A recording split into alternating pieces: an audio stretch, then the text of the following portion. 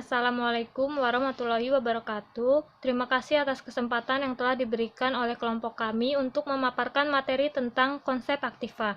Sebelum memasuki materi, perkenalkan terlebih dahulu, nama saya Intan Trihandayani, NIM 6029, dan rekan saya Ade Yusuf Fitriawan, NIM 7056, Yini Fadatien, NIM 7111, Anisah Naililka, NIM 7113, Rahayu Dinasari, NIM 7148, Digna Ardelia, NIM 7188, Umu Habibah, NIM 7194. Ada 5 pembahasan dalam konsep aktiva. Yang pertama yaitu karakteristik aktiva, yang kedua konsep penilaian, yang ketiga pengakuan aktiva, yang keempat masalah-masalah khusus, dan yang terakhir aktiva menurut IFRS. Di sini saya akan membahas tentang karakteristik aktiva. Karakteristik aktiva berkaitan dengan kriteria yang dapat digunakan untuk menentukan apakah transaksi tertentu diakui sebagai elemen aktiva dalam laporan keuangan. Karakteristik tersebut berhubungan dengan definisi aktiva. Terdapat 6 karakteristik umum aktiva, di antaranya yaitu yang pertama, adanya karakteristik manfaat di masa mendatang, yang kedua, adanya pengorbanan ekonomi untuk memperoleh aktiva, yang ketiga, berkaitan dengan entitas tertentu, yang keempat, menunjukkan proses akuntansi, yang kelima, berkaitan dengan dimensi waktu, dan yang terakhir, berkaitan dengan karakteristik keterukuran. Selanjutnya yaitu ada definisi aktiva. Menurut Financial Accounting Standard Board atau FASB mendefinisikan aktiva adalah manfaat ekonomi yang mungkin terjadi di masa mendatang yang diperoleh atau dikendalikan oleh suatu entitas tertentu sebagai akibat transaksi atau peristiwa masa lalu. Terdapat 3 karakteristik utama definisi aktiva. Yang pertama yaitu memiliki manfaat di masa mendatang, yang kedua dikuasai oleh suatu unit usaha, dan yang terakhir ada hasil dari transaksi masa lalu. Karakteristik yang pertama yaitu manfaat ekonomi di masa mendatang. SFAC nomor 6 menyebutkan bahwa manfaat ekonomi merupakan esensi sebenarnya dari aktiva. Artinya, aktiva harus memiliki kemampuan bagi suatu entitas untuk ditukar dengan sesuatu yang lain yang memiliki nilai atau digunakan untuk menghasilkan sesuatu yang bernilai atau digunakan untuk melunasi hutang. Jadi, manfaat ekonomi masa mendatang yang melekat pada aktiva merupakan potensi dari aktiva tersebut untuk memberikan sumbangan baik langsung maupun tidak langsung, arus kas dan setara kas kepada perusahaan. Yang kedua, yaitu dikuasai oleh suatu unit usaha. Sesuatu dapat dikatakan sebagai aktiva bila unit usaha tertentu dapat menggunakan manfaat aktiva tersebut dan menguasainya sehingga dapat mengendalikan akses pihak lain terhadap aktiva tersebut. Jadi, penguasaan terhadap suatu manfaat merupakan faktor yang sangat penting agar suatu unit usaha dapat menghalangi akses pihak lain terhadap pemakaian aktiva. Dan yang terakhir yaitu hasil dari transaksi masa lalu. Suatu unit usaha dapat mengakui suatu aktiva apabila telah terjadi transaksi atau peristiwa lain yang menyebabkan suatu entitas memiliki hak atau pengendalian terhadap manfaat dari aktiva tersebut. Ya, di sini saya akan menjelaskan tentang konsep penilaian.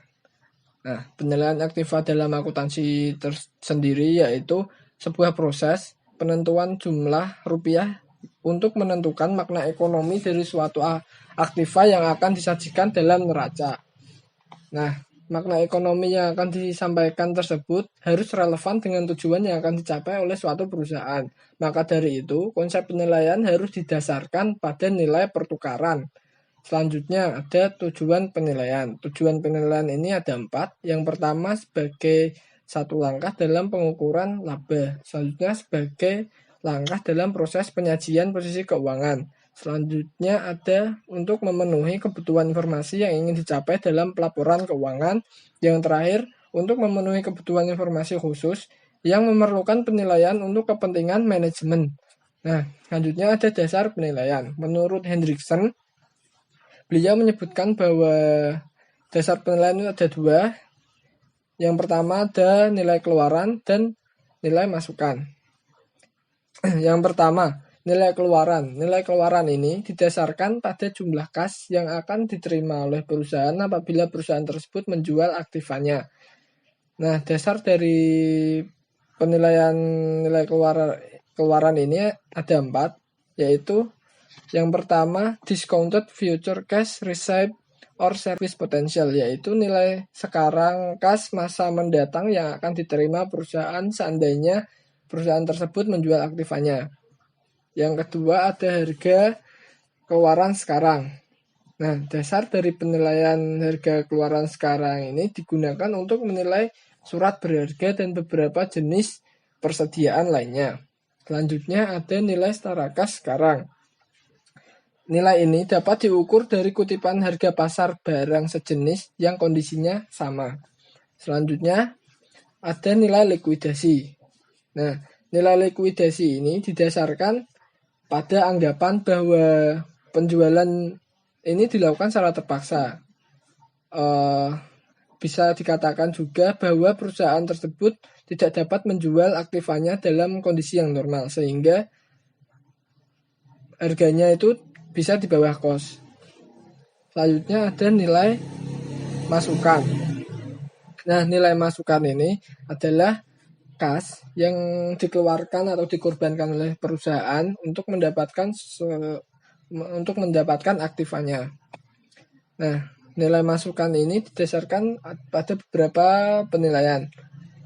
Yang pertama ada cost historis, yaitu menunjukkan semua pengorbanan ekonomi dalam bentuk unit moneter yang dikeluarkan dalam rangka memperoleh barang atau jasa yang siap digunakan dalam operasi perusahaan.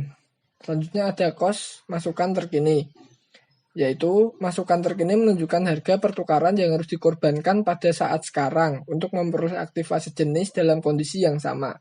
Selanjutnya ada discounted future cost, yaitu dasar penilaian ini menunjukkan nilai sekarang pengorbanan ekonomi di masa mendatang seandainya potensi jasa tertentu diperoleh sekaligus pada saat sekarang. Selanjutnya ada cost standar, menunjukkan kos sekarang dalam kondisi perusahaan beroperasi pada tingkat efisiensi dan kapasitas produksi normal. Selanjutnya yaitu pengakuan aktiva. Terdapat 2 poin dalam hal ini, yaitu pertama pengakuan, yang kedua aktiva. Pengakuan merupakan pencatatan suatu jumlah rupiah tertentu yang dalam hal ini diakui sebagai aktiva sebagai poin kedua dalam struktur akuntansi atau sistem pembukuan, sehingga dapat mempengaruhi posisi keuangan atau hasil usaha yang akan tampak dalam neraca. Terdapat 4 kriteria dasar dalam pengakuan suatu pos aktiva menurut FASB tahun 1984, yaitu definisi, keterukuran, relevansi, dan reliabilitas. Dalam praktiknya, terdapat pos yang memenuhi kriteria definisi tetapi tidak dicatat dalam struktur akuntansi, yaitu sumber daya manusia. Seperti yang kita ketahui bersama, bahwa karyawan memberikan manfaat ekonomi dan potensi jasa di masa mendatang yang diperoleh perusahaan dan berasal dari transaksi masa lalu. Jelas bahwa sumber daya manusia memenuhi kriteria tersebut. Namun berbeda dengan aktiva yang lainnya, sulit untuk mengukur nilai karyawan sehingga tidak dapat dicatat dalam pembukuan. Penerapan definisi dalam dunia nyata melibatkan sejumlah kondisi yang dinamakan aturan pengakuan. Aturan tersebut diciptakan sesuai keinginan akuntan untuk memperoleh bukti dalam kondisi ketidakpastian.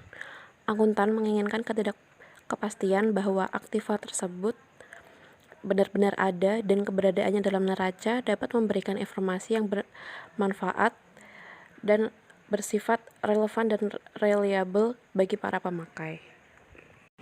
Beberapa aturan secara informal diwujudkan dalam bentuk konvensi atau hal lain yang secara formal dirancang oleh badan yang berwenang.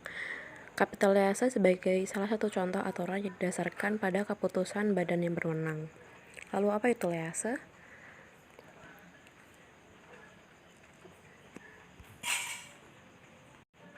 Mari mengenal apa itu lease. Lease adalah perjanjian kontraktual antara pemilik properti atau leaser dengan pengguna properti atau leasee, di mana lessor menyerahkan hak penggunaan properti kepada leasee, dan leasee mempunyai kewajiban untuk membayar dalam periode tertentu dengan sejumlah nilai yang telah disepakati.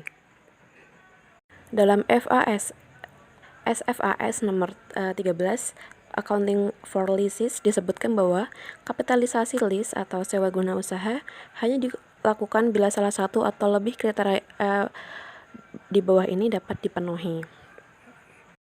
Tujuan akuntansi adalah memberikan dasar bagi kriteria pengakuan, yaitu menyediakan informasi yang relevan dan reliable. Menurut KAM di tahun 1992, ia memberikan beberapa kriteria untuk mengakui suatu aktiva. Kriteria-kriteria ini tidak dimaksudkan untuk melengkapi kriteria yang telah ada dalam FASB dan juga tidak bersifat mutually exclusive. Berikut ini adalah beberapa kriteria yang diajukan oleh KAM, di antaranya yaitu didasarkan pada hukum, yang kedua yaitu pemakaian prinsip konservatif, yang ketiga yaitu makna atau substansi ekonomi suatu transaksi, dan yang terakhir yaitu kemampuan mengukur nilai aktiva. Beban tangguhan adalah biaya yang dibayarkan di muka, tetapi aset dasarnya tidak dapat sepenuhnya digunakan atau dikonsumsi sampai beberapa periode masa yang telah selesai. Menurut OJK, beban tangguhan itu pengeluaran yang belum menjadi biaya dalam tahun buku yang sedang berjalan, tetapi masih tercatat sebagai harta.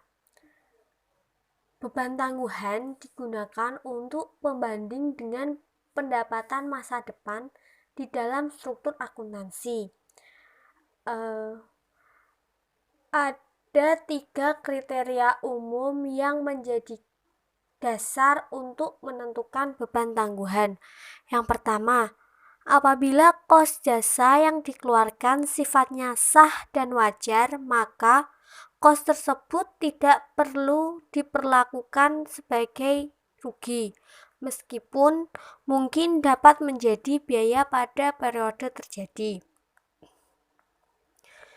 Yang kedua, apabila kos jasa tersebut memiliki manfaat di masa mendatang, maka dapat diperlakukan sebagai beban tangguhan, meskipun dapat juga dibebankan secara langsung. Yang ketiga, apabila terjadinya berulang-ulang, umumnya kos dapat dibebankan langsung sebagai biaya pada periode terjadi, kecuali untuk persediaan barang dan biaya dibayar di muka. Kapitalisasi bunga. Menurut Hendrickson, ada beberapa perilaku akuntansi terhadap bunga. Yang pertama, bunga tidak dikapitalisasi. Bunga tidak dikapitalisasi maksudnya bunga yang ada merupakan biaya pendanaan dan bukan menjadi elemen kos.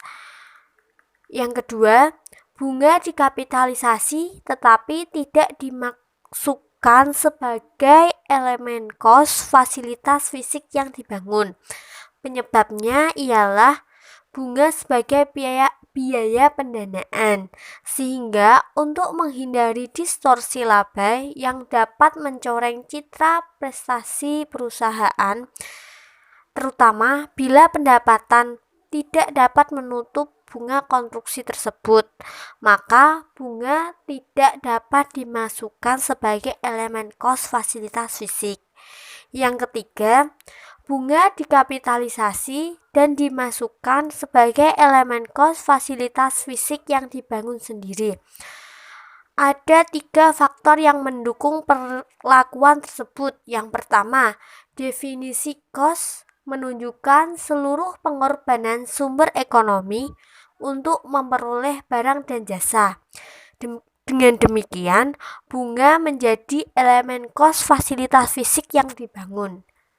Yang kedua, bila fasilitas fisik tersebut tidak dibangun sendiri, maka jumlah yang dibayar pada kontraktor termasuk juga bagian untuk menutup bunga yang dibayar oleh kontraktor tersebut. Yang ketiga, pembebanan bunga sebagai beban pendapatan pada tahun terjadinya justru akan menimbulkan distorsi laba. Hal ini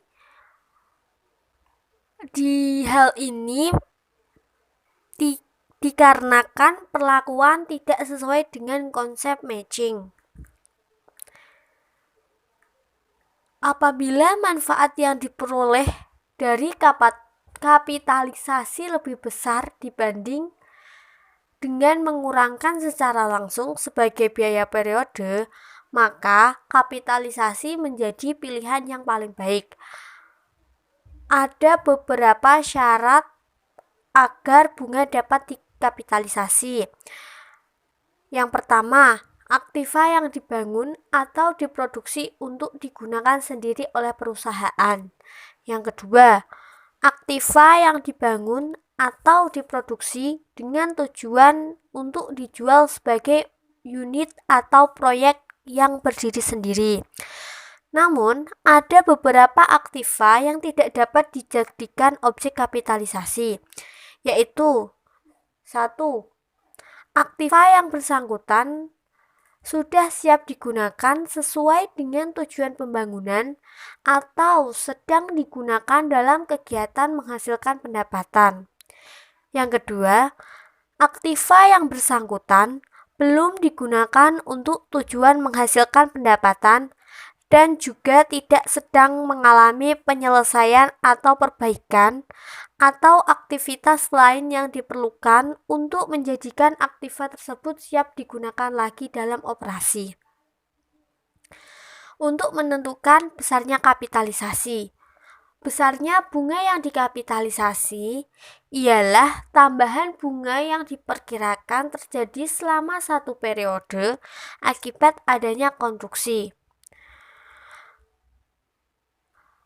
Besarnya tarif kapitalisasi ditentukan sebagai berikut. Yang pertama, apabila dana rata-rata yang tertanam dalam konstruksi tidak melebihi dana pinjaman, maka tarif yang digunakan adalah tingkat bunga pinjaman untuk konstruksi tersebut. Yang kedua, apabila dana rata-rata tertanam dalam konstruksi melebihi besarnya dana pinjaman untuk konstruksi tersebut, maka tarif kapitalisasi adalah rata-rata tertimbang dari tingkat bunga sumber dana lainnya. Selanjutnya, periode kapitalisasi. Periode kapitalisasi merupakan periode waktu di mana bunga harus dikapitalisasi apabila 1. Uang muka untuk konstruksi telah dibayar atau dikeluarkan. Yang kedua, kegiatan konstruksi tetap berlangsung dan tidak terhenti cukup lama selama periode bersangkutan. Yang ketiga, kos bunga telah terhimpun dengan berjalannya pembangunan konstruksi. Kapitalisasi bunga ini akan terus berjalan selama kondisi-kondisi seperti tadi masih ada dan periode kapitalisasi akan berakhir apabila aktiva telah selesai dan siap dipergunakan. Selanjutnya, penyajian dan pengungkapan. Agar laporan keuangan perusahaan tetap informatif, ada beberapa hal yang harus diungkapkan dalam laporan keuangan. Hal ini diperlukan sebab kapitalisasi bunga dapat mengakibatkan sebagian informasi bunga hilang karena hal tersebut digabungkan dengan objek kos yang lain. 1. Total bunga yang terjadi selama periode.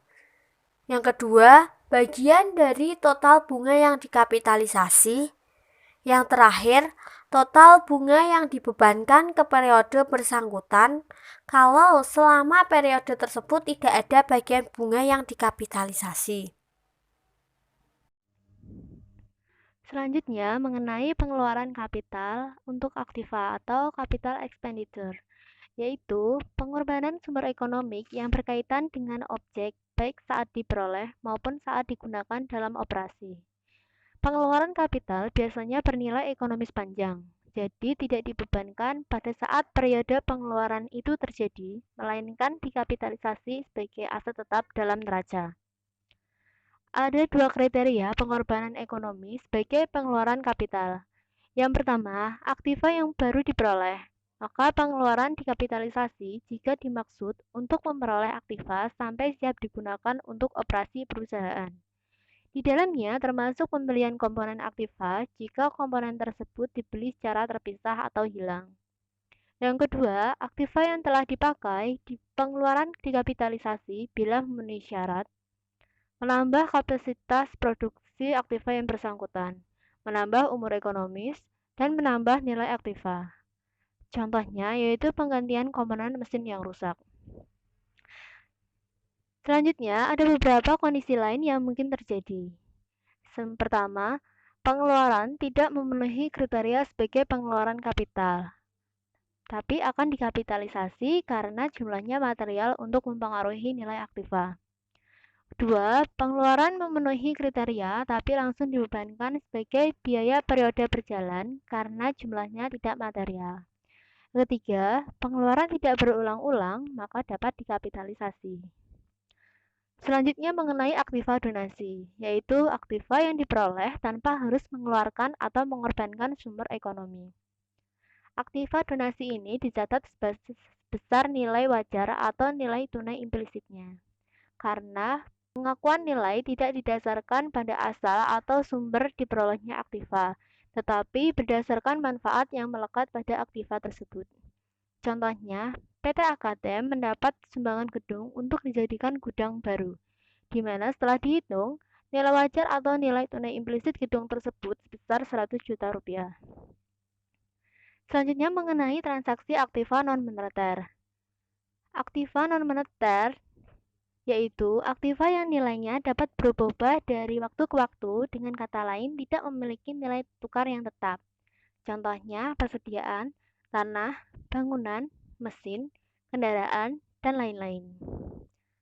Di sisi lain juga dikenal aktiva moneter, yaitu aktiva yang memiliki nilai cenderung tetap jika dikonversi menjadi kas atau uang tunai, misalnya piutang dan wesel tadi.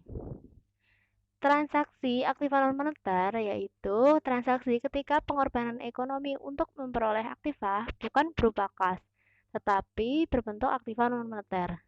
Jadi untuk memperoleh mesin misalnya, kita tidak membayarinya dengan uang kas, melainkan dengan aktiva non-moneter. Pengukuran aktiva non-moneter berdasarkan jumlah uang tunai yang diperoleh jika aktiva tersebut dijual terlebih dahulu secara tunai. Selanjutnya ada dua kondisi ketika memperoleh aktiva dengan aktiva non-moneter. Yang pertama, jika aktiva yang diterima adalah aktiva tidak sejenis, maka dinilai berdasarkan nilai wajarnya. Yang kedua, jika aktiva yang diterima adalah aktiva sejenis, maka terdapat 3 cara penilaian, yaitu jika rugi, nilai aktiva yang diterima adalah nilai wajar aktiva yang diserahkan ditambah dengan kas yang dikeluarkan. Kedua, jika untung, nilai aktiva yang diterima adalah nilai buku aktiva yang diserahkan ditambah kas yang dikeluarkan. Yang ketiga, jika untung dan diterima kas, maka nilai aktiva yang diterima adalah nilai buku aktiva yang diserahkan dikurangi proporsi tertentu dari nilai buku aktiva yang dijual. Perhitungan proporsi tersebut yaitu kas yang diterima dibagi dengan jumlah kas yang diterima dan nilai wajar aktiva yang diterima, kemudian dikalikan dengan nilai buku aktiva yang dijual. Lanjut ke materi berikutnya mengenai aktiva menurut IFRS. Nah, di sini definisi aktiva menurut IASB adalah aktiva merupakan sumber daya yang dikendalikan oleh entitas sebagai akibat peristiwa masa lalu dan di mana manfaat ekonomi di masa datang diharapkan mengalir ke entitas. Nah, namun dari definisi tersebut IASB mengajukan definisi baru dalam discussion paper 2013, yaitu aktiva adalah sumber daya ekonomi yang dikendalikan oleh entitas sebagai akibat peristiwa masa lalu. Sumber daya ekonomi adalah hak atau sumber yang bernilai lainnya yang mampu menghasilkan manfaat ekonomi. Nah, alasan penggantian definisi baru itu adalah untuk memperjelas konsep harapan aliran masuk atau keluar dari manfaat ekonomi.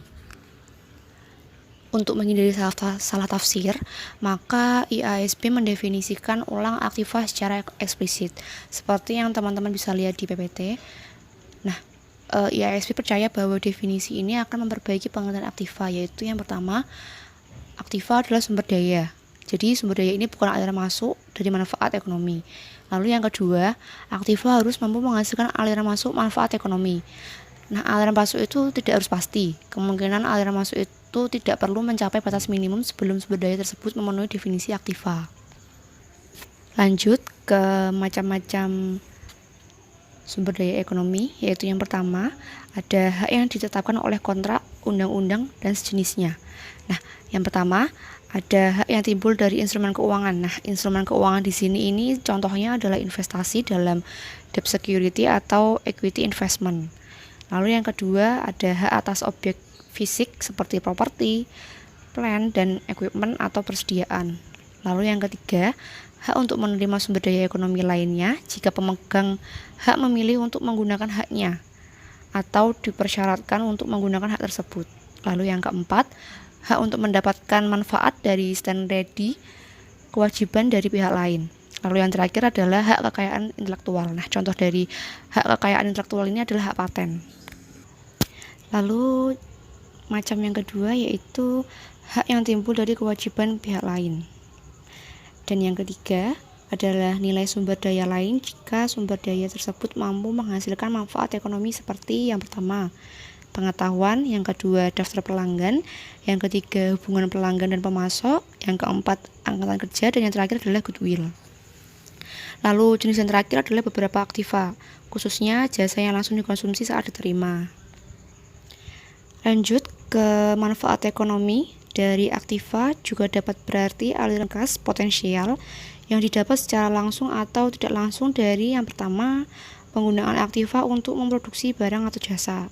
Lalu yang kedua, penggunaan aktiva untuk meningkatkan nilai aktiva lain. Yang ketiga, penggunaan aktiva untuk melunasi hutang. Yang keempat, penggunaan aktiva untuk mengurangi biaya. Yang kelima, leasing aktiva kepada pihak lain. Selanjutnya, menerima jasa dari penggunaan aktiva, menjual atau menukarkan aktiva, dan yang terakhir mengadakan aktiva untuk menjamin hutang. Oke, next ke pengakuan dan menarik kembali pengakuan aktiva. Nah, dalam kerangka konseptual IASB mendefinisikan pengakuan sebagai proses memasukkan di dalam neraca atau laporan laba rugi suatu item yang memenuhi definisi elemen dan memenuhi kriteria pengakuan yang dinyatakan dalam kerangka konseptual. Hal ini meliputi penggambaran item dalam bentuk kata dan jumlah moneter. Kriteria pengakuan dalam kerangka konseptual menyatakan bahwa entitas mengakui suatu item yang memenuhi definisi elemen jika, yang pertama, ada kemungkinan bahwa manfaat ekonomi di masa depan yang diasosiasikan dengan item akan mengalir ke atau dari entitas. Lalu yang kedua, item tersebut memiliki cost atau nilai yang dapat diukur dengan handal.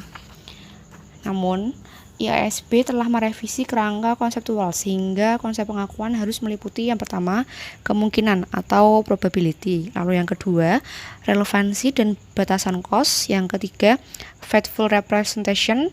Dan yang terakhir, meningkatkan karakteristik kualitas, variability, timeliness, dan understandability. Nah, dari kerangka konseptual IFRS menyatakan bahwa informasi itu akan handal jika yang pertama, informasi itu memperhitungkan dan menyajikan transaksi sesuai dengan prinsip substance over form, yaitu sesuai dengan substansinya, dan kenyataan ekonomi bukan hanya bentuk hukumnya saja. Lalu yang kedua, informasi itu netral atau bebas dari bias. Dan yang ketiga, informasi itu harus komplit dalam batas materialitas dan cost. Oke, kita lanjut ke materi berikutnya, yaitu mengenai menarik kembali pengakuan atau de-recognition. Nah, dalam IFRS 9 tentang financial instrument mendefinisikan bahwa de-recognition adalah menarik kembali aktiva yang pernah diakui dari laporan neraca perusahaan. Namun, kerangka konseptual tidak memberikan definisi khusus untuk de-recognition dan juga tidak menetapkan kapan de-recognition ini dilakukan. Tidak adanya aturan yang jelas di dalam kerangka konseptual, maka standar yang berbeda akan mengadopsi pendekatan yang berbeda untuk de-recognition. Nah, tujuan akuntansi terhadap transaksi yang akan menimbulkan de-recognition harus represent faithfully kedua hal berikut ini, yaitu yang pertama, sumber daya itu harus masih ada setelah transaksi. Lalu yang kedua, perubahan di dalam sumber daya adalah akibat dari transaksi. Nah, Konsekuensi dari derecognition sendiri ini adalah yang pertama, suatu entitas tidak akan mengakui lagi aktiva yang pernah diakui sebelumnya. Lalu yang kedua, suatu entitas mungkin akan mengakui aktiva yang timbul dari transaksi atau kejadian yang akan menimbulkan derecognition. Dan yang terakhir, laba atau rugi dapat timbul dari adanya derecognition aktiva yang sebelumnya diakui dan pengakuan dari aktiva yang baru. Pengukuran menurut IFRS adalah proses menentukan jumlah yang akan dimasukkan di dalam laporan keuangan. Konsep pengukuran ini harus memenuhi tujuan laporan keuangan dan memenuhi karakteristik kualitatif. FASB mengidentifikasikan 5 makna atau atribut yang dapat direpresentasi berkaitan dengan aset. Dasar pengukuran menurut FASB, SAFC nomor 5 paragraf 67 dapat diringkas sebagai berikut. Yang pertama, historical cost, yang kedua, current replacement cost, yang ketiga, current market value, yang keempat, net realizable value, yang kelima, present or discounted value of future cash flows. IASB memberikan 3 metode pengakuan aktiva, yaitu cost base, current market price, dan cash flow base lainnya. IASB juga menetapkan bahwa semua aktiva dapat diukur dengan dasar yang sama. Yang pertama, cost base. Cost didefinisikan dalam IAS 16 tentang property, plant, and equipment, IAS 38 tentang intangible asset, dan IAS 40 tentang investment property. Cost adalah jumlah kas atau ekuivalen kas yang dibayarkan atau nilai wajar atau fair value yang digunakan untuk memperoleh aktiva tersebut pada saat diperoleh atau dibangun. IAS 2 tentang inventories menyatakan bahwa cost meliputi harga beli dan semua biaya yang timbul untuk mendapatkan inventory tersebut sampai di lokasi. Pengakuan awal cost aktiva harus disesuaikan sepanjang waktu dengan berbagai cara. Yang pertama, depresiasi atau amortisasi. Yang kedua, bunga akrual, accretion of discount, atau amortisasi premium. Yang ketiga, impairment aktiva. Kemudian, cost juga dapat disesuaikan dengan perubahan harga. Yang kedua, current market price. Fair value sering digunakan sebagai ukuran nilai sekarang di dalam IFRS. IFRS 13 menyatakan bahwa pengukuran fair value suatu aktiva menggunakan teknik nilai sekarang atau present value meliputi semua bagian di bawah ini. Yang pertama, taksiran aliran kas mendatang. Yang kedua, ekspektasi tentang kemungkinan variasi dalam jumlah dan waktu aliran kas yang menggambarkan ketidakpastian yang melekat pada aliran kas tersebut.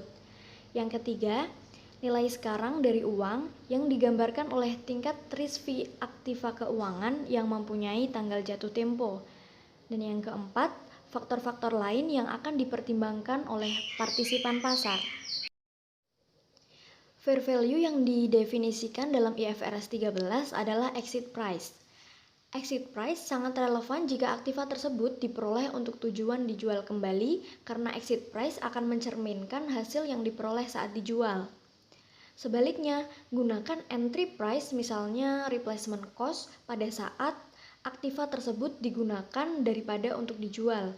Yang kedua, exit price tidak tersedia atau tidak mencerminkan transaksi yang adil di antara pembeli dan penjual.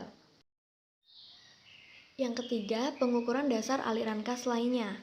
Beberapa pengukuran yang digunakan oleh IFRS bukan cost base maupun market price, tetapi didasarkan estimasi aliran kas mendatang. Estimasi aliran kas mendatang ini digunakan untuk impairment aktiva keuangan, piutang list. Yang kedua, impairment aktiva non-keuangan. Yang ketiga, net realizable value persediaan. Dan yang terakhir, deferred tax aktiva. Pengukuran aliran kas mendatang digunakan apabila cost atau current market price tidak memberikan informasi yang cukup relevan, kemudian tidak ada cost atau penerimaan dari item yang akan diukur, dan yang terakhir, current market price sangat sulit atau terlalu mahal untuk mendapatkannya. Ya, sekian presentasi dari kelompok kami. Mohon maaf apabila banyak kesalahan kata maupun pengucapan. Wabillahi taufiq wal hidayah. Wassalamualaikum warahmatullahi wabarakatuh.